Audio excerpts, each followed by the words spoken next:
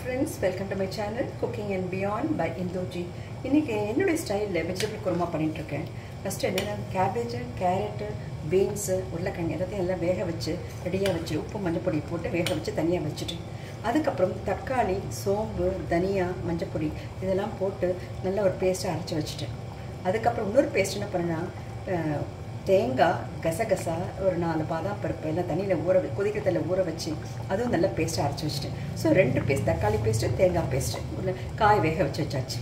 இப்போ அதுக்கப்புறமா ஒரு குக்கரில் நம்ம தேங்காய் போட்டு, நான் தேங்காய் போட்டிருக்கேன், நீங்கள் எதுனா போட்டுக்கலாம். அதுக்கு பட்டை, லவங்கம், ஏலக்காய், அப்புறம் கல்பாசி, அப்புறம் ஆனிசீட் அதெல்லாம் போட்டு இந்த பிரிஞ்சி இலையெல்லாம் போட்டு தாளிச்சிட்டு பொடியை நறுக்கிற வெங்காயம் போட்டு நல்லா வதக்கணும். வெங்காயம் வதங்கின பிறகு இஞ்சி பூண்டு பேஸ்ட்டை போட்டு நல்லா வதக்கணும். அது ரெண்டும் நல்லா வதங்கின பிறகு அந்த தக்காளி பேஸ்ட் பண்ணி வச்சுருக்கோம் இல்லைங்களா, அதையும் போட்டு நல்லா வதக்கணும். வதக்கிட்ட பிறகு அந்த காயில் அந்த தக்காளி பேஸ்ட்டு, வெங்காயம் இதெல்லாம் போட்டு இதெல்லாம் கலருங்க. எல்லாம் போட்டுட்டு இந்த காயில் இதில் போட்டுடணும். எல்லாமே ஒரே பாத்திரத்தில் வச்சுக்கோங்க. அதுக்கப்புறம் ஃபைனலாக தக்காளி இதெல்லாம் கொதித்த பிறகு நம்ம தேங்காய் பேஸ்ட் பண்ணி வச்சுருக்கோம் இல்லைங்களா, அதையும் போட்டு இந்த மாதிரி நம்ம கொதிக்க வச்சிடணும். கொதித்து இந்த மாதிரி ஒரு திக்காக வந்துடும். நீங்கள் எந்த காய் வேணால் உங்களுக்கு வேணுன்னா போட்டுக்கலாம். அதுக்கப்புறம் என்ன பண்ணணும்னா அதை எப்படி சர்வ் பண்ணுறதுன்னா, நம்ம இந்த மாதிரி ஒரு பாத்திரத்தில்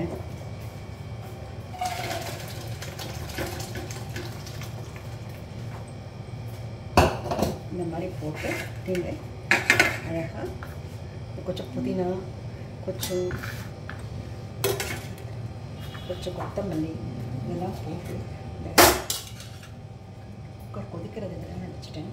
இவ்வளோ காய் இருக்குது. நான் உருளைக்கிழங்கு பெருசாக ஏன் போட்டிருக்கேன்னா அது சீக்கிரம் கரைஞ்சி போயிடும் கார சொல்ல. அதனால் இந்த மாதிரி நான் பாருங்கள், இந்த குருமா உங்களுக்கு ரொம்ப யூஸ்ஃபுல்லாக இருக்கும். சாதத்துக்கு, சப்பாத்தி, பரோட்டா எல்லாத்துக்குமே யூஸ்ஃபுல்லாக இருக்கும். நீங்கள் செய்து பாருங்கள். Please do subscribe to my channel Cooking and Beyond by Induji. Share with your friends. Give me a thumbs up. Thank you.